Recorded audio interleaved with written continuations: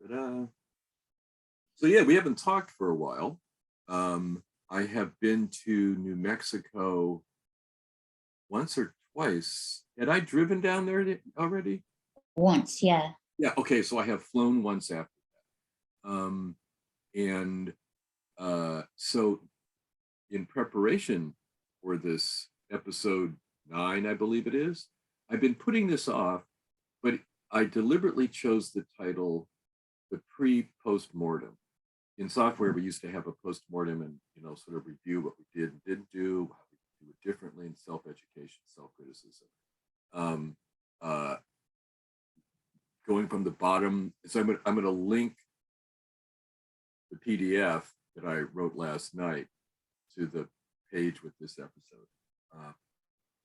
My bad, I fucked up. Wrong seeds. I thought I was reordering seeds I've grown the last 2 seasons. Yes, it was on the web page, but I didn't read it carefully. And to my defense, the English translation of the cultivar name was the same, even though the Chinese was different. Anyway, How many seeds did you, what of this was it? we're talking 15, 18 pounds on half an acre, something like that. Okay. Learned a lot, built infrastructure. We are committed to doing it going forward. The good news is, and this is full disclosure, honest truth, Jonas and I were in first grade together. We fell apart. We didn't hang out middle school, high school. So this is a rediscovery of a childhood friend. And the best thing that came out of the summer was reviving this and expanding on this relationship, because Jonas and I are at the house alone. His husband's not there. He's in Santa Fe. He picks me up at the airport. We go to the farm. We work. We talk with Linda and Gino, the people we're renting land from, maybe 1 or 2 other people he's introduced me to. But it's us one-on-one for 4 days, and then he drives me back to the airport. It's been great. He's a wonderful cook. He's a wonderful, wonderful human being.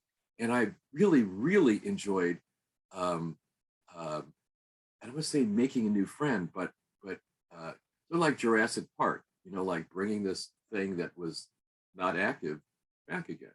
So it isn't a wash. We paid a minimal amount to rent the land. Gino, our landlord, has gotten on the tractor and worked alongside of us. He's a joy, as is his wife. And LTD, I'm fucking semi-retired. I get an allowance from Social Security. I don't play golf. I don't give a shit about sports or NASCAR or whatever. This is what I want to do. And so it's been fulfilling on that level, though I am quick to cop to the fact I had no idea what it would be like living in Seattle with a farm in New Mexico. The logistics have been worked out. I've even met on Craigslist a long haul truck driver who lives in New Mexico, close to where we are, who has a route that includes Auburn, Washington. So he's taken a load down, and we picked it up when I got down there again. So yeah, it'll be easier. I'm helping Hunter and Reich Farms out in Eatonville again this year. I'm bringing home stem while it's from a CBD harvest, and it isn't a fiber cultivar, and it's Christmas tree style with side branches and all. There's a couple thousand stalks I'm gonna try and bring home, and we'll get bast for Jonas to make paper with, if we work with textile people and graphene and whatnot. But and the last thing I'll say was I'm an odd duck. And so I use Google Sheets for everything. It's my whiteboard, and not necessarily to do math. So the planning document, the whiteboard between Jonas and I setting this up, was a Google Sheet. And, every action was a column, and underneath each thing was a price or valuation to plan this business. Well, I've never done this before. I've grown hemp for flower, for medicine, not stalks for fiber. And so Measure and test, measure and test, measure and test. I get it now. We'll do better next year. We got a late start. The day period, sunlight is different down there. It's way south of Cascadia. The water, the soil, and and the whole. You're not in Kansas. You're in Guadalupe County, New Mexico. And no, it's not sand. It's sandy loam. It's actually good soil, but the weather is just wild. And I like it. It doesn't look as alien. Um, uh, Take a picture of a plant you don't recognize. Google Lens will tell you what it is. And so I'm sort of leading this split life. But yeah, It sounds like you've learned a lot of lessons, like from a single crop, basically. yeah. And so the way I have it stacked up now, when when I got there and walked the field, Jonas and I sat at Gino's kitchen table, and I said, "Hey, look, I screwed up. Here's what we can do differently next year. I'm still working out it in my head." And one of the things they said is, "This is new to us. You've done this before. We can't read your mind." And so, out of the conversation, I spent a day on Jonas's porch, getting fucking stoned and rewriting the game plan as a timeline and a calendar, an event driven thing, not a business driven thing that assumes the events behind it. It was a good exercise for me. And it makes sense. The good thing is, because first and last frost are April 20, October 20, we can fit 2 crops in if we time it right, and we can pull it off because there's 2 hoop houses and a third that needs a skin on it, but 2 ready to go. So like do clones, or what are you thinking? And we don't have to plant. First of all, we're only focusing on the half acre at Gino's, the smaller parcel that Jonas is 4 doors away. There's 2 acres just adjacent to what we're planting on, and other land. But I want to. This is it isn't a toy business or a hobby, but it's more R&D than production per se. It's totally R&D.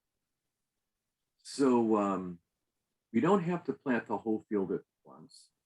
I'm planting crimson clover as a winter cover crop because weed pressure was a big deal, and I need to do chop and drop building organic matter. I'm also composting in that Jerry Whiting style. I have 2 bins. I'm taking at least 1 or 2 more down. The mushroom straw,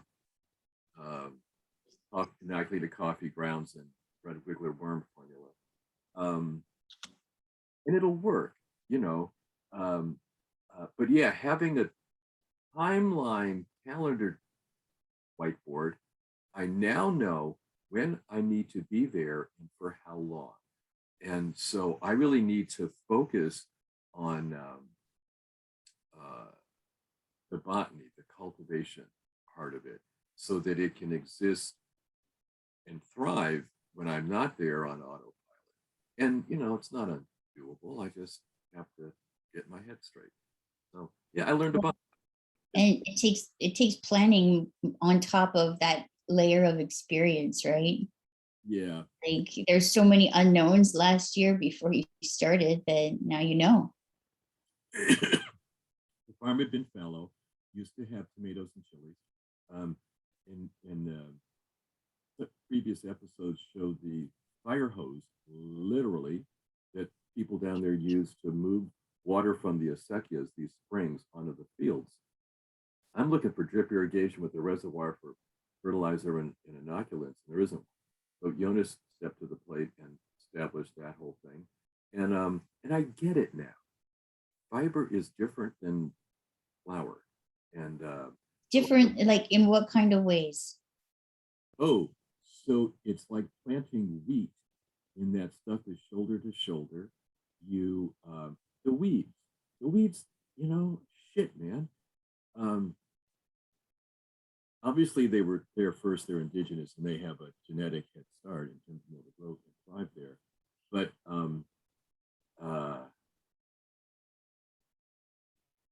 it's, you're not planting individual plants and giving them nicknames like they're chickens. You've got thousands of these things crammed together like a Tokyo subway.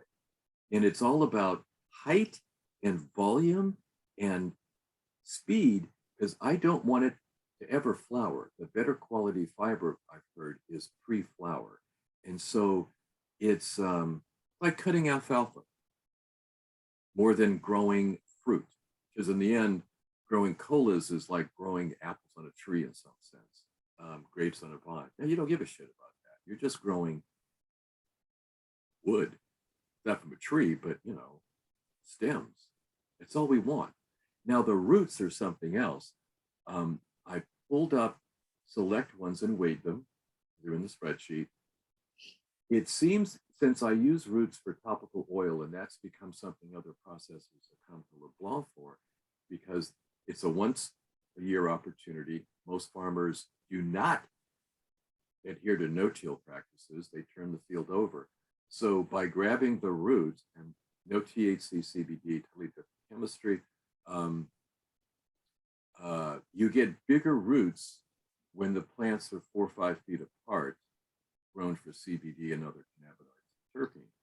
What about, are those roots still valuable if you had a crop, or like if your land was, say, what's the word? Dirty, toxic, and full of pesticides, heavy metals? Yeah. Yeah, so the good news is hemp does phytoremediation and pulls that stuff out of the soil, at least heavy metals and radioactivity, not, from what I understand, pesticides like Roundup. So it has to be treated as a hazardous waste. And conventional farmers are often surprised when I say, no. I don't want to see a soil test for NPK, trace minerals. I want to see it for heavy metals and pesticides. Why? It's paper, it's hempcrete, because it's the right way to farm. And I don't want to be associated, and I have options. I don't give a shit about any one plot of land. I want clean soil. So by grabbing the roots from places like Hunter Reich Farms, Eatonville, that's pristine soil, been in the family for 4 generations, and don't apply pesticides of any kind, you get larger roots with each plant. So yeah, I'm bringing home hundreds of roots this year, cutting and drying them both for internal use for the products that we make here at LeBlanc, but also selling grapeseed oil infused with small amount of flour, but also the root. You can't find it. I'm very curious about the process. Like, you have to like pull the root out and then obviously wash it really well. Do you have to soak it? Does soaking help to clean it? Like they're like carrots, only they're Yeah. not.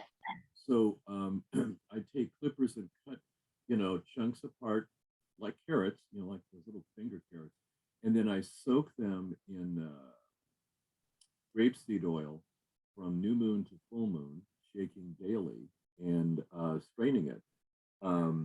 And people love it because fridolin and epifridolin, I believe, are the 2 triterpenoids that are in the roots. Dr. Ethan Russo has co-authored a paper about it.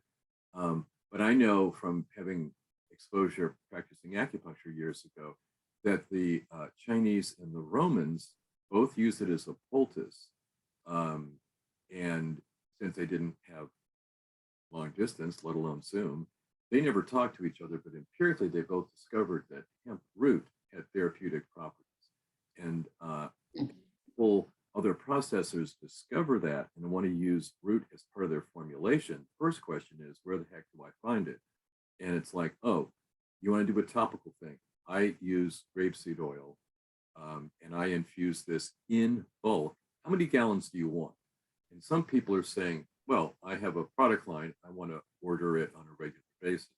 So my goal this year, what is it, November 4th through 16th, or whatever the new moon is, November, will be a bulk infusion of the roots that I'm either downstairs here or that I bring back today and tomorrow. So yeah, I'd love to have 1,000, 1,500 dry roots. Yeah, that was my question too. Do you have to dry them before you put them through this process? Yeah, I do. Yeah.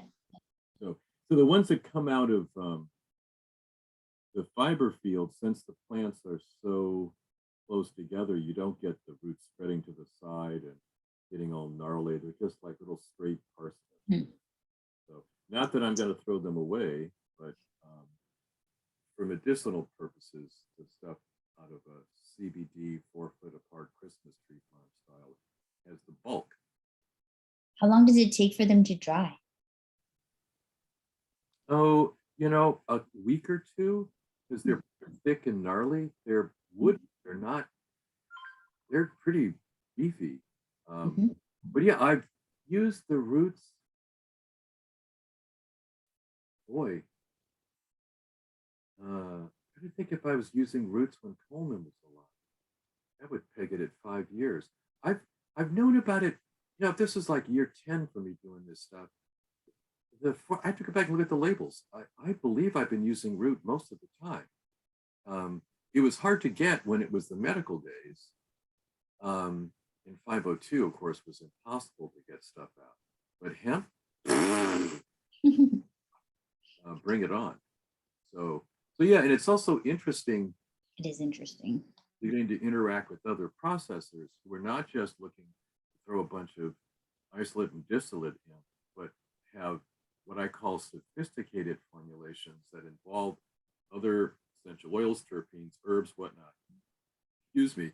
But they want to have the chemistry available in the root when it's a probably 2-3 week window at harvest time before people get on a tractor and plow it under for next year. The other thing is, I learned last year there are a number, well, not thousands, but there are some processors who prefer to work with fresh frozen. Again, that's a short window at harvest time because everyone hangs them and dries them and trims them and da da da da da. So I have, and people like the purple, those anthocyanins that give it stuff, purple color. So I last weekend brought home purple plants, purple flower, and I have it in the freezer. Today, there should be 1 cultivar, 2 left in the field. That my understanding is there isn't enough drying capacity to handle what's still standing in the field. So, bring a chainsaw, cut it all down, load the pickup truck, and fill that freezer. For today's motto. Oktoberfest. Oktoberfest, yeah. I don't want to say bittersweet. I love working at Hunter Wright. I like Adam and Travis, both their family, their friends, and a number of Canada family members come out. Eric Boone, and I'm blanking. Paul. 2 members of the Hempfest board and others have come out. John Stafford came out. LeBlanc Posse also helped plant seedlings beginning of the season. And some of them were there with us last harvest as well. So there's sort of this symbiotic relationship between Hunter Wright Farms and LeBlanc Scenery. It's been fun. It's a great place. I like having my hands in the dirt. No doubt. No doubt. I'm mildly jealous because I don't get my hands in the dirt enough. Yeah, I know. Sure is a thing such as enough. But I am looking at growing maybe 10% of New Mexico as smokable medicine, something other than fiber, because it's fun. I like growing flowers, and it's a good place to grow flowers. But I don't want to say I'm bored with CBD. Dear goodness, FDA needs to make some final decisions, set the rules straight. Congress needs to pull their head out of their ass and either raise the THC limit to 1% or just legalize cannabis sativa L in one fell swoop. Who cares what the chemistry is? Just leave us alone. Mm-hmm. Agreed. Yeah. It's well overdue. I found someone in New Mexico. I'll have to search it out again. That made me think of you, that I've I ran across since we saw each other. They're doing hemp juice. Oh yeah. Yeah. And like, are they doing it on a commercial scale? They're selling it, or they're just giving it away, or what are they doing? Oh, I think it is. I think it's a product. You know it. That's You shit, man. that's cool. The only other thing I've ever seen is I saw a company, I think they were in Colorado doing hemp microgreens and selling them in little bags, that was pretty cool. I Yeah, haven't seen that again. I know. I think Farmer Tom was looking for a source of seed to do that as a food product. I, I'm not a microgreen person. I could see how it would work, especially if you had restaurants lined up and supplemented that with farmers markets. Oh, here's one for you. So I've been working with Terra Vita, a mushroom farm, the last 2 or 3 years, and they had to downsize. And I um, was able to bring home a couple of lion's mane logs, Nice. revive them. I could dig growing mushrooms. Um, I really need what lion's mane does for memory, haha. And yeah, I plants, yeah, I think. Hmm. I could see you doing really well growing mushrooms because, I mean, you grow compost, sort of. Oh yeah, using Mhm. mycelium. Oh yeah, Really makes sense.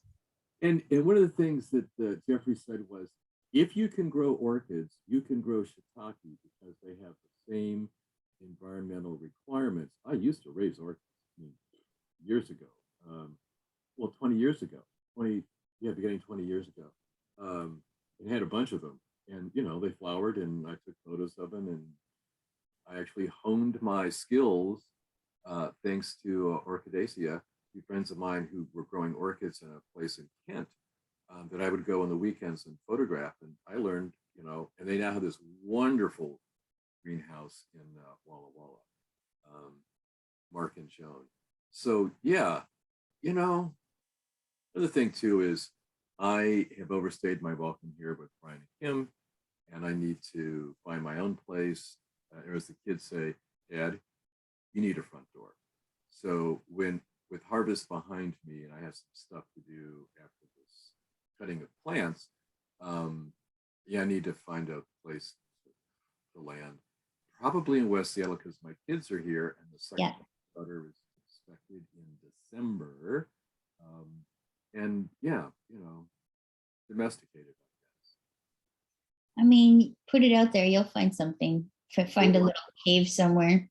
I need to, first of all, I need to clear my head of the chatter that's going on now and get harvest behind me. Just like the second Toyota pickup that fell in my lap or drove in front of the house and dumped in my lap. I don't have a clear visualization or understanding of what I need at this point.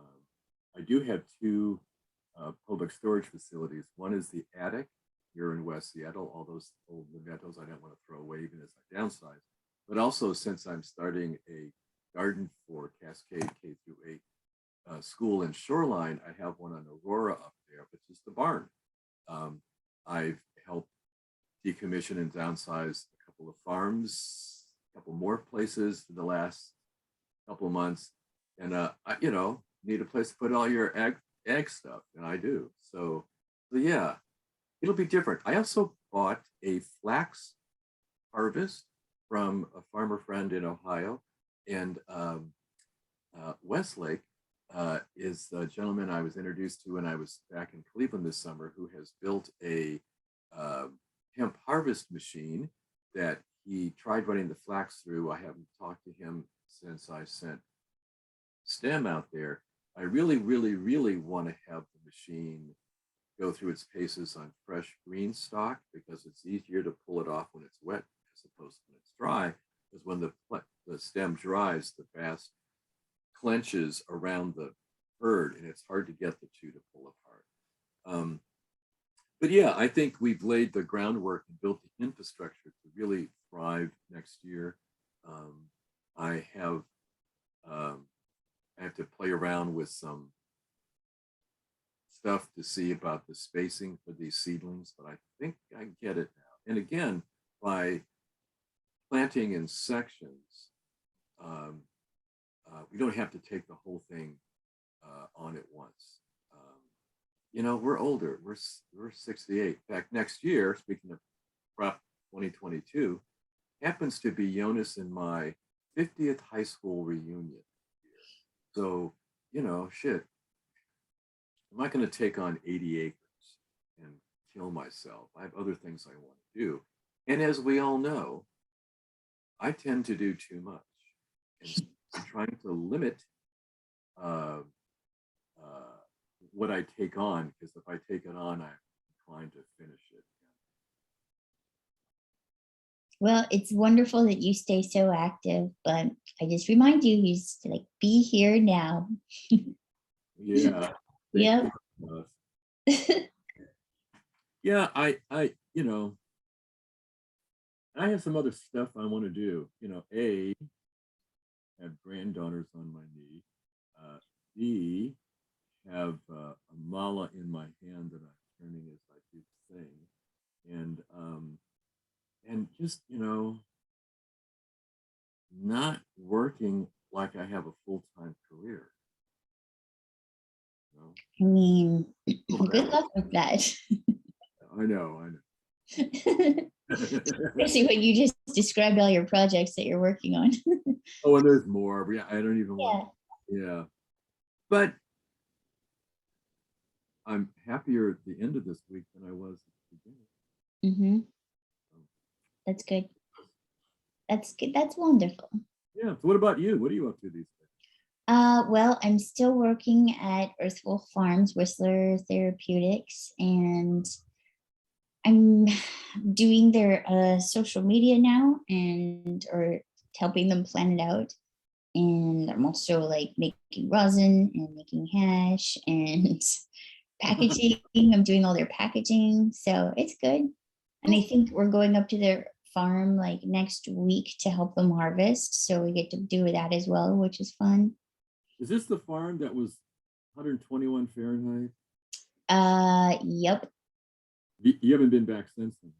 No, yes, I have been once. Went for a barbecue, a staff barbecue. It was a good time. Not to trivialize the tragedy, but after the heat dome, to go back to burn stuff, it's pretty funny. Well, I mean, our farm was just fine throughout the summer, but I did drive through Lytton, which is a town that like burned to the ground, and it was pretty trippy to drive through it. It's all fenced, the entire town is fenced off so that you can't really stop and look at it. They just want people to just drive through because it's a disaster zone. And people like that was in July, I think, and people still they don't even know what they're doing yet for their homing, for housing rather. So it's pretty tragic that. And I mean, when I say that we're lucky that we didn't, our farm, like I don't even think they had smoke damage just because of where they're situated. The winds blow just a certain way in that valley that they were able to avoid the fires that were on both sides of that valley. Yeah, it's pretty wild. So we'll see what happens. With every harvest, there's always challenges. So I'm curious to see how this year goes. There's always like more plants than there is time. And it seems like anyway, it's very rare that you're just like is in a mad rush at the end, because it's always a mad rush 7 days a week until it's done. Like I was working when I worked at Sticky Mantis in Washington. My boss said, I would always walk in. I'm like, hey, it's Tuesday. How's it going? He's like, stop that. Every day is Wednesday. Oh. Every day's Wednesday. Just get used to it. It was pretty funny. And I was like, you know what? That's not a bad approach, really. It's just like, it's not really going to end. It's the middle. It's pretty funny. Yeah. Well, I'm at it again today. It'll be fun, but it hurts. It's hard work. And it is hard work. And Yeah, it's and the dirty weather work. dictates a bunch. Like today is supposed to be overcast and cool. Tomorrow's supposed to be wet. And you know, living in the Northwest, I do have the wardrobe to work in pretty much any weather. It won't be freezing. We haven't had a hard frost yet. Um, but yeah, you know, shit, man, picking up stuff, twisting and turning and repetitive motions and whatnot. But hey, that's why it's fun. That is why it's fun. Keeps you active. It's Yeah, fantastic. Better than a desk job. beats a real job, ain't that? Definitely. So, do you collect the rosin on your hands when you're working in the field, scrape it off and smoke it? I mean, maybe on gloves. If I'm using bare hands, I'm grossed out Yeah. because this is a professional endeavor. This is a professional farm, Jerry. We don't use bare hands. That's gross. Yeah. Although I can't speak for the farmers like throughout the day, but I imagine for harvest, there should be gloves. But like I said, I haven't gone up there yet. I don't know how they're doing it. I'm going to assume. Cool. Well, I'm glad we had a chance to chat. I've gotten this pre post mortem off my chest. I didn't really want to do it solo, sitting here like serial killer or something, making a laugh the man. But yeah, you know, if a dog was a rabbit, yeah, you know, I have a much better understanding of what it takes to grow hemp fiber.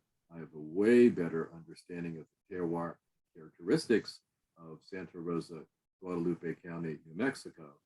And I ended up with this great friendship with a wonderful man that, you know, I hadn't seen for 50 some years. No, it's not a wash at all. But yeah, um, uh, thanks for the photos. I will upload them to the website. This is episode 9, as I recall. Obviously, we're going to videotape the harvest itself, but I also want to do one or more episodes where Jonas talks about how he makes paper. We tried to do it one time and it was just goofy. It was the end of the day and it was something we tacked on as opposed to planned, but it's a fascinating process. He is making 100% hemp paper. We can't reveal all the trade secrets and intellectual property, but the process is intense. And yeah, you know, it could be worse. Could be playing golf. Gross. Bud Light. Ew. I know. Well, cool. They had a mic, and I'm gonna go out and cut some plants down and take some more photos because it really interests. And you know, it's always a grind. It's good. Enjoy the day. You too. Talk to you soon. Mwah. Bye.